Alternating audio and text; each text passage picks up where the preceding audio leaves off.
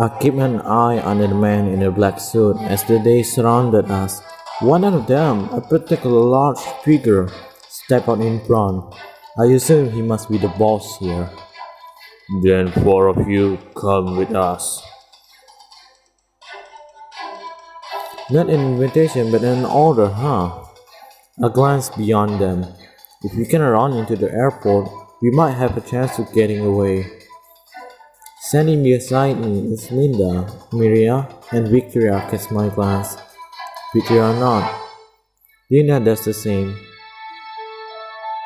It is risky, but it would be even riskier to just ourselves get caught. And can I ask where you are taking us? A stall for our time. One opening, that's all we need. The boss's expression doesn't change. You will come with us, that's all. As he about to give him an order, one of his goons moved forward us. Lucky, in his haste, he slipped as a guest and there is excitement. As she come at me, I take a step back and trip him. The girls see their chance when they stumble. The four of us slip through that gap and run. The boss yelled as we cut across the runway. What are you idiot doing? Capture them! Perhaps they didn't expect us to put out a fight, or maybe they just aren't as professional as I thought. Either way, there are a few seconds delay before the rest start chase us. We sprint toward the airport entrance. Luna grins as she runs beside me. Masaki, you're insane. He's incredibly reckless. Yeah, I was desperate. This is all could we come with. It's worth it? You're not clear yet. Keep your eyes open. How likely do you think is that you'll escape? Should I lie about the high chance or be honest about our doubts? 50%. I decide to be honest. Hey, it's a 50-50 chance. Victoria doesn't look surprised. I guess as much. You don't look at all that scared though. I spot a slight smile on her lips. How should I put this? Everyone seems confident that no matter what happens, we'll be okay. If I am the only one stressing, don't I look like the fool here? I suppressed a laugh. Right, you have a point. We heard the footsteps behind us. Outrunning the man in the suit isn't an option. There's no doubt they catch up too soon. We can only hope to blend in with the crowd inside the airport. The distance the entrance swing, we finally burst through the door. It's so quiet, unnaturally so. There's not a single person inside. Mitria fell. Did we almost close the whole airport down? Is he allowed to do that? Mitria called. He's just the king. Apparently he can do whatever he wants. They're coming! We quickly navigated straight into the fairs. Linda and Miria run to the east side of the airport. Victor and I run to the west. We duck behind the corner crouched down the other side. As we struggle to catch out our breath, I peek around the corner. The place is swarming with men in the suit. A few of them go to the second floor, while the others stay behind the shirt. Think we might get a chance to run soon. Really? You will show. The sound of the heavy footsteps cut her off. Behind us, a group of soldiers is closing in. They took a route around. Before we can decide on a plan of action, another group around the corner blocked us in. We completely surrounded again. We need to. Just give it a rest already, kid. The boss longed at me. I managed to jot out of the way, but that's separated Victor and me. Masaki! The boss doesn't look back and he gives his surrounding strict order. Grab her! Don't take your eye off her for a second. They do as they told and they glance my face. What do I do? What do I do? I can see those thoughts in your brain spinning, kid, but it won't help. Just let this go and come along quietly. You don't want anything to happen to the lady her friend here, right? Masaki, don't worry about me. You get a chance to run. That's what she says, but you don't seem like the type to run up long. You good person, right? The rest us good chuckle. Even if somehow hit away out of this, I can leave her. And they know that. Ying got a smaller move, but unless it's Victoria, another kidnap even much traumatized for her. Even so, she's more worried about me than herself. I have to protect her. What? What did I choose? What is the best way? Fight with a Victoria or do the unsuspecting? I mean, damn, what do I do? Okay, I'm gonna try and do the unsuspecting one, just run. Fighting can be the right thing to do, but under normal circumstances, but with another glance at the Victoria, that thought leave my mind. If I fight, who knows what they'll do to her? Fine, you win. Huh? What? I thought you run. What? But I put on a fire glare I can manage. You hurt her, I definitely make you pay. That's pretty scary look on you there, kid. Are you sure you're a prince? I don't respond. Eventually both sigh. Relax, your thoughts and that hurt you. I expect that. You know that's compliment. I expect the second option gonna run. Hey, damn it. With a group B, the other two are around her somewhere. They handcuff Victoria and then do the same to me. The two of us are quickly arrested at the entrance. Thanks, Hosaki. For what? I didn't do anything. You were about to fight people who are basically the mafia here. That's impressive. I managed a small smile. As long as you aren't hurt, I'm happy. I can only hope I can say the same for the other. It takes a while, probably far longer than the boss expected, but eventually my hopes are dashed and all of us are caught. The airport isn't that large after all. Nighty-night. The blindfold asked for a peril outside. After being loaded into what is probably a car, I frown. There's no way I can tell whether are we now. Unconsciously, he'll have turned the car finally stopped. We launched out the pull into the building some kind. Eventually, the boss ordered the blindfold be removed. This is the royal prison. What? Gate slammed shut and the boss locked behind us. Good guess. Alright, my job is done. See ya, brats. He left with his crew. You can help but let us side under the lift and they go. You can take her freely now. We'll look around and kick a wall with her foot. It wasn't clear who the bad guy is before. It's definitely clear now. We try to find a place to sit, plop down with a skull.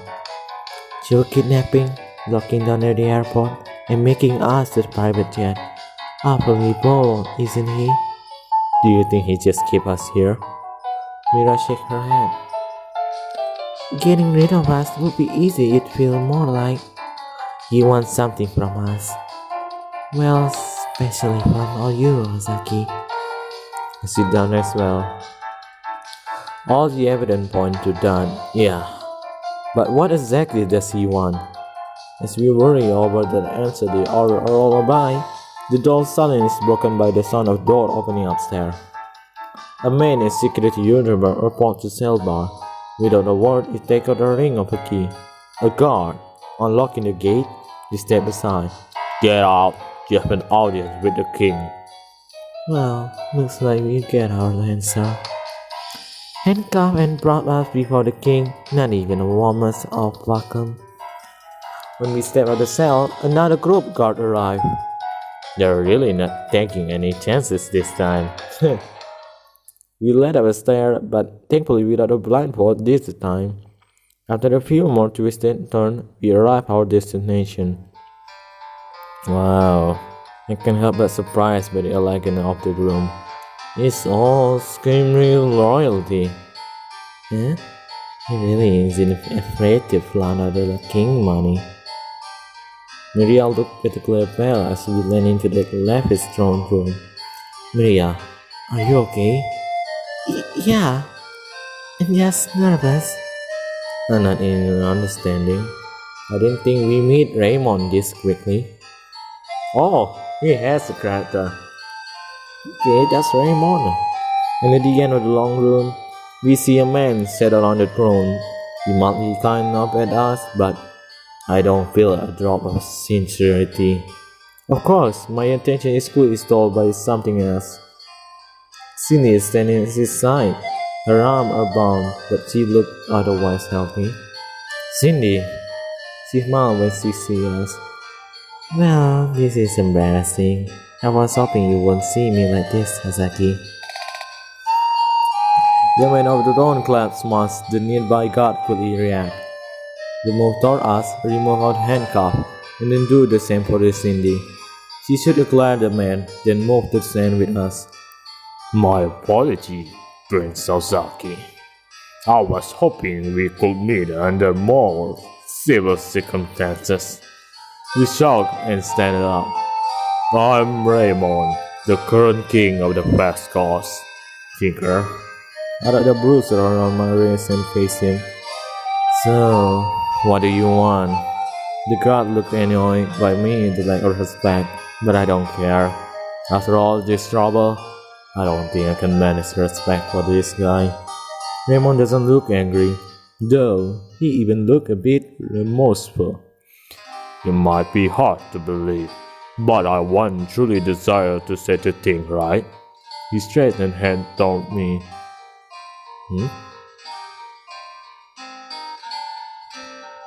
By the right of the bird, this throne belongs to you. Naturally, I would like to reiterate that's all I truly desire. Huh? Wait, what? I looked straight blank at this hand. You actually want me to be king? Of course. Once your marriage is confirmed, I wish for you to take your position right away. Though being surrounded by such a beauty, it must be hard to make a choice now. Linda chose in this moment to speak up. You flatter us, Your Majesty, but I can't help but be concerned by your action. Kidnapping Osaki's legal guardian and forcing us to travel here? This doesn't seem like the action of someone who supports Osaki. Raymond waved his hand as if he does matter are insignificant. A series of unfortunate misunderstandings. Instructed my subordinate to invite Cindy, hoping that she would bring Osaki with her. This must have become muddled somewhere. And the reason we are handcuffed and thrown into prison? An effort to hide you all from the providing eyes. Not everyone is happy that you returned, Osaki. Wow, I don't bet anyone capable of lying so smoothly. There's no point of calling him out in that yet, no. I glanced at the guard. Everyone is clearly loyal to Raymond. We have to no legs to stand on. Is that so? I understand. Raymond nodded. Your heart is as big as your father, Osaki. You make an excellent king. He then looked past me. Her eye focused on Miria. What's wrong, Maria? You look awfully pale. That side. Come closer and let me get a look of you. Miria hesitated, but I was surprised. She openly walked over to him. Miria? Peter and Lina seemed to look shocked. Oh, don't tell me it's his father. It's been several weeks, hasn't it? Did you get taller? Miria shook her head. I guess he have. And her have blue eye. Then the way he talking is almost like... Have you been eating well? Yes, thank you, father. My mind goes blank. Yes, what? I expected. You can accept the meaning of the worst word. Miria? Victoria's voice affiliated with hurt and anger. What's the meaning of this? Raymond frowned in fake confusion. Oh, you didn't tell them? He reached out the bed of Miria's head. Mira is my daughter, my pride and joy. Well, that's clearing up. Linda laughed bitterly. A part of me thought there might be a traitor, but I never expected it to be you. Well then, deep discussion like this should be had after you settle in now. I prepared a room for all of you. It would be best if you would make us of them. You have a big day tomorrow. I'll put 1,000 questions I have to formulate on hold for now. What do you mean by that? Ah, yes, I forgot to mention. The key of developing a good relation between us all is an event, especially a ball. Cindy nodded at him, easily inviting them to the ball in this situation. Is there something wrong with that? He focused on me. You participated, right?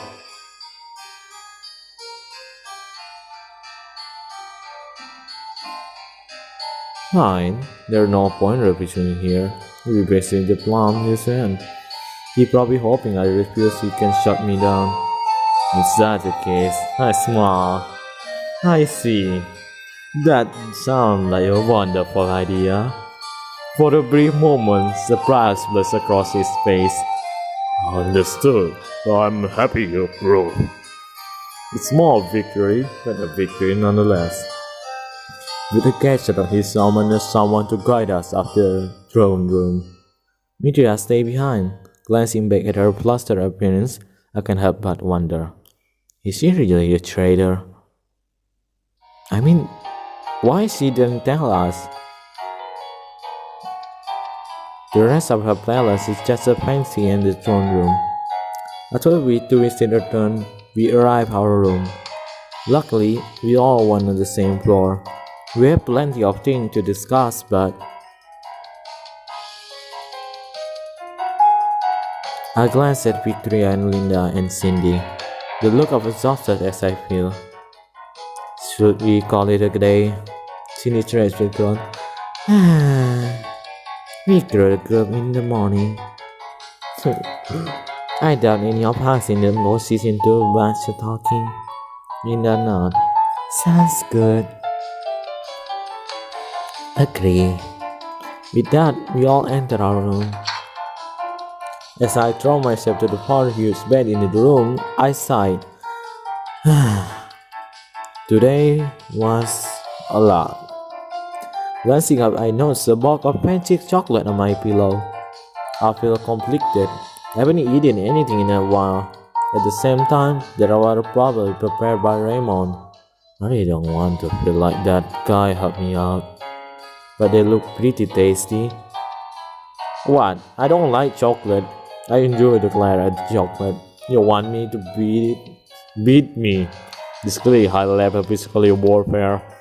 I can give in. I pick up the chocolate and throw it into the trash can.